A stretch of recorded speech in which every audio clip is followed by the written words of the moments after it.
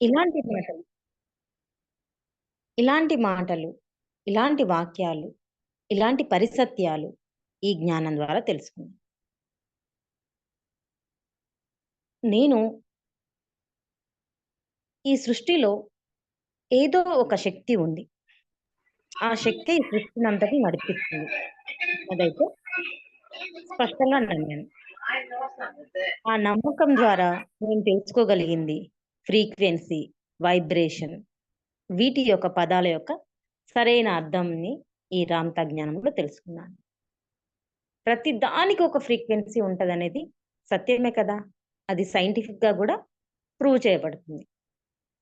అంటే ఆ ఫ్రీక్వెన్సీ అనేది ఏంటి అనేది ఇంకా లోతుగా వెళ్తున్న కొద్దీ, ఇంకా ఎక్కువగా తెలుసుకున్న కొద్దీ తెలిసిందేంటంటే 7 చైతన్య శక్తులుంటాయని, అదే పిరమిడ్ ఆకారంలో మనం ఈ భూమి మీదకి ఎలా వచ్చామనేది, శూన్యం నుండి మన యాత్ర భూమి మీదకి ఎలా వచ్చింది, నీవే దైవానివి అన్న సత్యం ఎలా తెలిసింది అన్న పాయింట్స్‌ని చాలా వరకు ఈ యొక్క జ్ఞానమే తెలియజేసింది.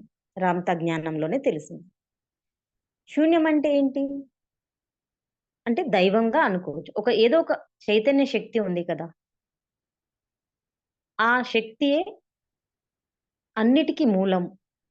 దాన్నే మనం దైవం అంటున్నాం. కానీ ఇక్కడ చెప్పబడిందేంటి?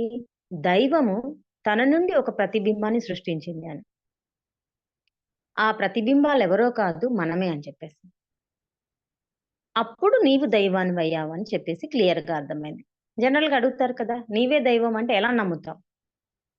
అంటే ఒక తండ్రికి ఒక కొడుకు చూపించినప్పుడు, ఆ తండ్రి కొడుక్కి ఏమవుతది వాళ్ళిద్దరి మధ్యలో రిలేషన్ ఏంటి?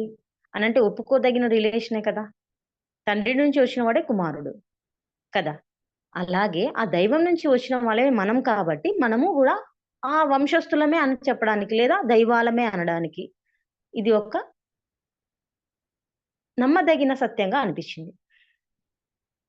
అందుకే నేను ఈ రామ్‌తా జ్ఞానం ద్వారా తెలుసుకోగలిగాను. దైవం నీవే ఎలా అయ్యావు అనేది తెలుసుకున్న తర్వాత, మరి ఆ దైవానికున్న సర్వశక్తులు నాలో ఎందుకు లేవు? మరి దైవమే నేనైనప్పుడు ప్రతిదాన్ని నేను కూడా ఇలా చిటికె వేసినంత క్షణంలో అన్ని సృష్టించాలి కదా! దేవుడంటేనే అది కదా మనం వింటూ వచ్చాం. మరి ఇది సత్యమా అంటే యెస్. అది కూడా సత్యమే. కాకపోతే మనము ఆ శూన్య స్థితి నుంచి భూతలంకి వచ్చిన ఆ లెవెల్స్ ఒక్కొక్కటిగా 7గా ఉన్నప్పుడు 7 చైతన్య స్థితుల నుంచి మనం దాటుకుంటూ వచ్చినప్పుడు, ప్రస్తుతం ఉన్న ఈ చైతన్య స్థితికి మరిచిన దైవాలుగా ఉన్నాము అని చెప్తున్నారు. కానీ మన ఈ శరీరంలోనే, మన ఆత్మలోనే అన్నీ సంక్షిప్తమై ఉన్నాయి. వాటిని వెలుగు తీయలేదు. అంటే ఉదాహరణకి చెప్పబడిందంటే, హనుమంతుడు శాపం వల్ల తన యొక్క సర్వశక్తులను మర్చిపోయాడు. తర్వాత సందర్భం వచ్చినప్పుడు అతనికి గుర్తు చేసినప్పుడు తిరిగి తన సర్వశక్తులను వినియోగించుకోవడం, యుటిలైజ్ చేయడం తెలిసింది. అప్పుడు సమయానుకూలంగా ఆయనకు అన్ని శక్తులు ఉన్నప్పటికి కూడా ఎప్పుడు ఎంత అవసరమో అంతవరకే యూజ్ చేశాడు. అలాగే మనలో కూడా ఇమిడీకృతమై ఉన్నాయి. మన శరీరంలో కానీ, మన ఆత్మలో కానీ, మస్తిష్కంలో కానీ సమస్త శక్తులు ఉన్నాయి. వాటిని ఎరుకలోకి తెచ్చుకొని వినియోగించుకోవడమే తరువాయి.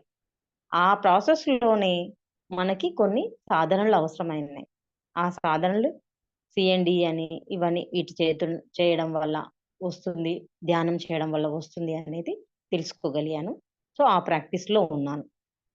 Thank you. Thank you master. Thank you master.